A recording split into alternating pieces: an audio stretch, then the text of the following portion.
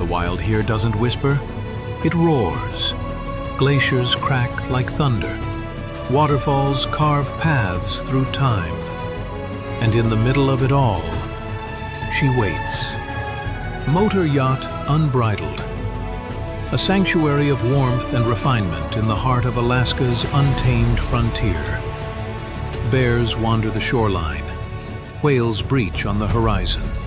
Seals nap on drifting ice while you sip champagne on the aft deck. This isn't a cruise, it's a calling, and only the bold will answer. Now booking your next unforgettable charter, yachtunbridled.com or through your preferred charter broker. Top of the morning, folks. It's Captain Liam here on the bridge of Motor Yacht Unbridled. I'm in currently Port Angeles, Washington, but I've got the lovely pleasure of spending a moment with Emma Butler from North Star Retreats. How are you, Emma? I'm very well, thank you, Liam. How are you? You're such a calming person. I feel like I'm kind of in that retreat mode already just listening to you. Wonderful. I'm glad to hear that.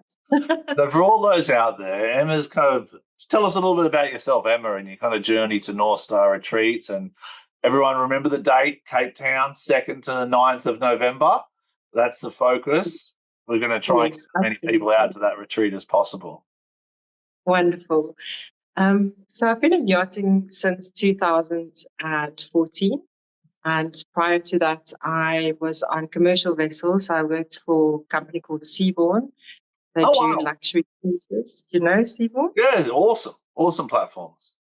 Yeah, it was a fantastic start to my sea journey, to be honest. And I have taken some time out now to focus on setting up the business. And I work mostly as chief stew or interior manager. And my focus was large vessels, but I also worked on smaller vessels and anything in between. So I think that I have quite a broad view and experience of what is out there and, what we need to do to help improve the industry as a whole. And I think it's almost time for me to hang up the white gloves, so to speak. I'm trying to do a slow transition because I have actually tried before to come back to land just before COVID, and it was a bit of a shock to the system. So I went back, as we do. Yeah. I think most people try 2 or 3 times to get out of the industry. And hopefully this time I can do it more successfully by doing it in a slower way and something, that is close to my heart. So this is very much a heart project, and it comes from all my experience in hospitality and at sea and how I would really like to give back and make a positive impact in the industry, because that's what I have. I have my experience, I have what's inside, and I hope I can make it better for the next generation. Well, I can see it in the website. It's absolutely stunning. When you open it up, you naturally feel like engaging in it, like North Star Retreats, Yacht Leadership, Cape Town, South Africa, 2nd to 9th. I know so many people who would love to be a part of it, so I'm happy to kind of go through it. What was your kind of moment there where you went, that's an option for you? Because a lot of people in yachting, we work, we kind of think about these visions ashore or something. Even me, I don't think you'll ever take me out of the ocean because it's just my place. I love being out Mother Ocean. I call it Mother Ocean and Papa Time. And if you can balance those two, Mama Ocean and Papa Time, there's a bit of peace to be found. But what was your kind of moment where you said, I'm going to be brave. I'm going to try and take this? Well, it came from a bit of frustration, to be honest. I've, like most people, I believe in the industry, have had very good experiences on vessels and some not so good experience too. And I was a little bit sick and tired, to be honest. And fair enough. Just like, not again type of moment.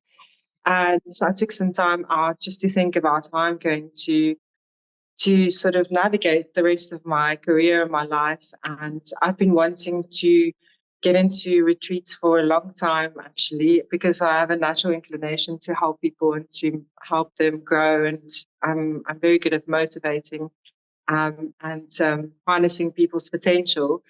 So Um, yeah, it was a little bit of feeling a bit helpless and knowing that, it's not by fault of anything in specific or anyone's fault in specific. It's just like a collective consciousness, so to speak, that needs to change. And I've been doing a lot of self work as well, and I realized that it sounds like a cliche, but most cliches are there because it's true.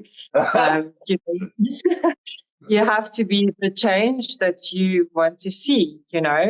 So if I wanted to see the industry in a different light, or I want to have better experiences, I need to be that change myself. So I've been actively trying to work on my own leadership skills in the last couple of years. So I've spent a lot of energy and time in educating myself, going through mentorships and coaching, to hone in my own skills. And I'm absolutely not perfect at it. I'm still making a lot of mistakes, but I've learned so much. And, the last couple of years, I've really honestly tried to put it into practice and to see what the results were. Like if I approach something like this, what would happen if I approached it like this? What would happen? Unbeknownst to my crew, Yeah. they were the guinea pigs. And then I realized what works and what doesn't, but it also obviously depends on the environment that you're working in. So it's like, okay, right, now it's time to start transitioning. What can I do? And what is right in front of me? And I think that it was just divine timing, so to speak, everything that came to get together, my experience, my outlook on life, and this beautiful city that I live in that I call home, that is so amazing. And I'm like, everyone goes to Bali and Thailand, and I mean, those places are fabulous as well, but we've got so much to offer here. And then when the idea came about of hosting a retreat, I was like, how can this be of value to people? Instead of just coming and chilling, and Yeah. lazing around as you do on a retreat, to replenish themselves, how can they have something of value that they can walk away with? And then the two came together because I really wanted to make a positive impact. So I started the process of getting accredited through the Ayami Guest Program. I see that. And yeah, and then everything just sort of started falling into place. And I realized, being a crew member myself, that we have so little time off and you've got so many things that you want to do. And if I can combine having rest, um, upskilling, having a little bit of adventure, all in the same thing, I think it could really work. Because I also feel that Well, it is as a working. leader, Sorry to interrupt you. It is working. You're radiating positivity, goodness, and calm. So it is working. thank you, thank you.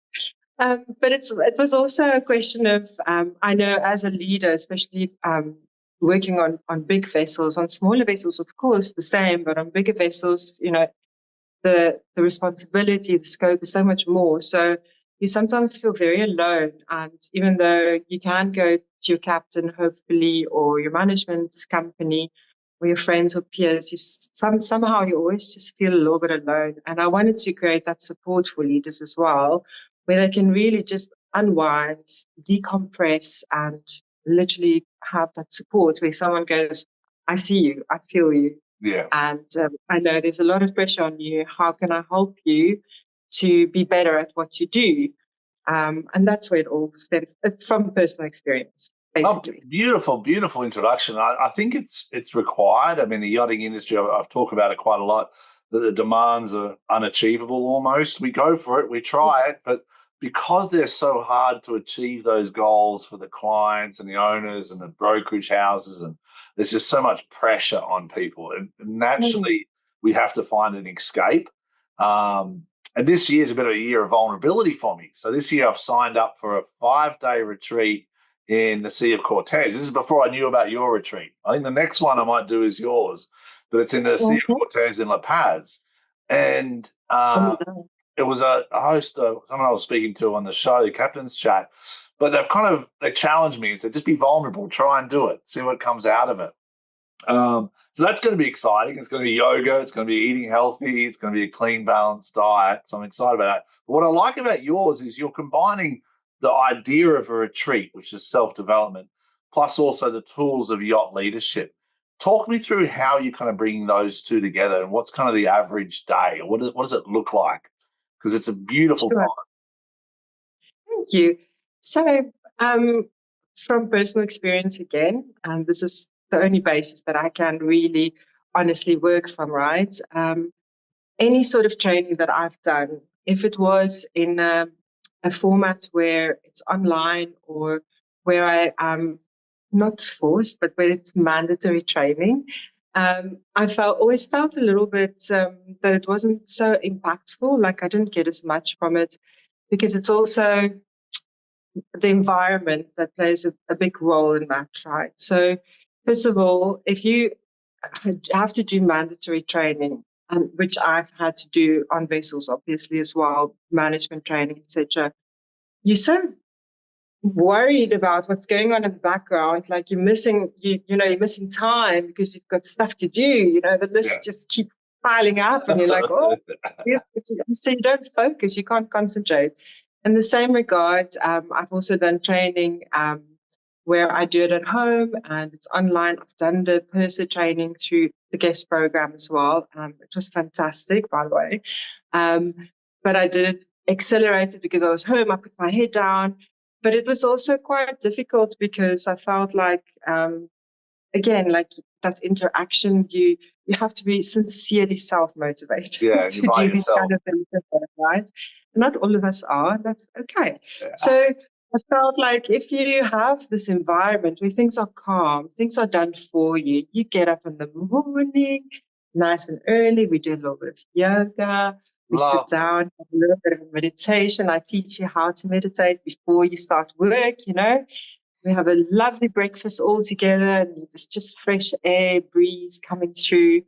And you sit down with your cup of coffee, all chilled and relaxed, and we start the training. I feel it would be so much more impactful than trying to do it first of Absolutely. all at home on your own, or Yeah, sitting on a vessel where you're stressed and you're worried about 1,000 other things. absolutely.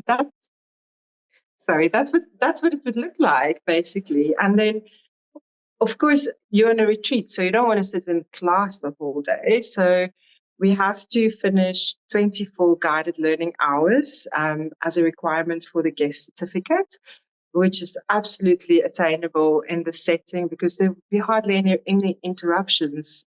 So we can focus our attention on what needs to be achieved. So we'll do the training during the mornings, and in the afternoons, people would be free to go on a little bit of adventure. We've got so much to offer. There's kite surfing, there's surfing, there is skydiving. We've got all this amazing hiking. People can even go to wine farms if they want to. I mean, I'm not hosting a health retreat. This is a Yeah, wellness learning retreat. So if you feel like you want to go have a glass of wine with a beautiful view, why not, right? So then it's people can your go and holidays. explore. It's your holidays. Exactly. There we go. And the place where I'm hosting it is so quaint. It's so cute. And I mean, I say cute, but it's because it's small. It's a little seaside village called Melkbosstrand in I saw that. Afrikaans. And it's just outside of Cape Town. So it's not very far if you really wanted to go into town. Otherwise, you can just stay in the little village. It's very, very safe. It was actually voted as one of the safest towns in South Africa. So you can walk around. I know that's sometimes a little bit of a stress for people coming to South Africa. It's like, but is it safe? Yeah. Um, and there are many little bistros and little coffee shops that people can visit at night if they want to. And then we'll also have a few things to do chill wise. We'll do some yin yoga in the evenings. I've got a lady that does sound therapy. And I mean, it's not like into a woo woo sense, it's like normal people like us, it's digestible. So Yeah. it's not like it's going to ascend to the stars or anything, but it's just that environment I wanted to flow where people learn, but at the same time they can feel free to go and explore and just Oh, don't it mind. sounds absolutely perfect, especially the stresses that we go through in yachting. So your target audience is kind of people in the yachting community and also people in South Africa that are returning home or want a different type of holiday experience. That's kind of your target audience, correct? Absolutely. So we have a lot of South Africans in yachting, let's be honest. Yeah. And a lot of them come home during this time anyway. So it would be easy for them to step into something like this. But if possible, I would really like to introduce our beautiful environments to many more people, because I've worked with people that have, like yourself, always wanted to come to Cape Town because they hear so much about it. And Yeah. every single word is true. It is sensational. And then, have this opportunity to finally come and see what it's about, and learn something at the same time, and connect with like-minded people. And also, in a way, we can start forming this community and, change the consciousness a little bit, like what I said to you in the beginning about what I want to do, Yeah. essentially. Well, you end up so at the end of it, you also end up with a leadership certificate, correct? 100%, yes. So it's Fantastic. something that you can go back to your boat to and say, look, I have actually done this. Yeah. Um, and it's also something that that crew can ask their boats about, because I know most boats nowadays, hopefully, Yeah. they have a training budget, so they can go, look, I want to go do this retreat, and we can separate it for them as well. As if the boat wants to pay for their certificate, we can do that for them. So that's also a good way to make it more affordable for crew. And it's something that you can build on, because this is the foundational certificate, and I'm planning on doing an advanced leadership retreat maybe next year if this one works well. So this is very much in its infancy, the whole concept. So I'm hoping that it will work well and that I can then do it in different settings as well. I'm sure it's going to work well. I think it's one of the best ideas I've heard of in a long time. I'm not just saying that because I'm going on a retreat and I'm kind of mentally preparing myself for it. I'm saying it because I've done so many courses in my career. Obviously, as a captain, they just stack up. And the amount of times I'm spending in a classroom and renewing certificates, and it's quite a Yeah. stagnant area. And it's not really an area where it's hard. It's not really as conducive to learning as a place like what you're offering in a retreat space where you're naturally relaxed. You've had a good breakfast. You know the people around you. I can just kind of put my head in that space. I'm like, it would be a lovely way to start the day. Go for a run, do some exercise, do some yoga, have a healthy breakfast, do 3 to 4 hours of study probably a day, or of course per day, and then enjoy the lovely area. And the biggest plus point, which I didn't mention to you, is that I will have an in-house spa therapist. Oh Her name wow! is Diana. She used to be a yachty as well. She has her own business now. And I pride myself that I'm quite a massage connoisseur. Yeah. Being in yachting, every port you go, like the first thing, especially as a leader, you're just like, oh, I just want a Well, massage. that's where I'm going So today. I'm going today to get a massage. I'm like, that's it. I'm off to Seattle to get a massage, So, and I can honestly 100% say that Diana is the best masseuse that I have ever experienced. So I got her into this with me because from the beginning I was like, there's one person that needs to be here. So we have Diana that's going to do the massages. She's also going to do some facial. Lovely. So everything will be in-house. And then the woman that will be facilitating the yoga, she's a fantastic, inspirational figure. She also has her own company, Cape Town based, but she is actually going to the Himalayas soon. I went with her last year. She does treks to the Himalayas to base camp, etc. And I went with her to base camp. Wow. So What a yes, journey. yes, and she inspired me to do this. So she teaches yoga and she's absolutely fantastic. And she just has a way. I just call it the Joe way. Her name is Joe. So she will be there to facilitate the yoga, and I hope that people will have that same impactful experience that I had with her, because it was sensational since the beginning, you know. So the people that I'm trying to get in are really people that I feel would suit the setting and that would understand. So they are a little bit more mature, they have some life experience, so they can pamper you as a leader or an aspiring leader as well. It's not just for leaders, it's also for people aspiring to go into leadership or that sort of mid-management, you know, like a lead deckhand, a bosun, second engineer, second stew. It's basically for all types of leadership, as it is a foundational course. And then later on, I'm hoping to maybe go more into the higher leadership, like captains, chief engineers, interior managers, and hopefully maybe people from management companies as well. Is Hopefully. that too much to ask for? No, not at all. Not at all. Ask for the world. You know, I think you've surrounded yourself with beautiful people, and that's what I'm gathering. And that's Yes. the start of something great. You know, when you surround yourself with good people with positive energy that are good at what they do, and you've got a great history in yachting, obviously successful. You can hear by the way you're talking about your leadership skills. You've got a beautiful, spa therapist there and a masseuse available.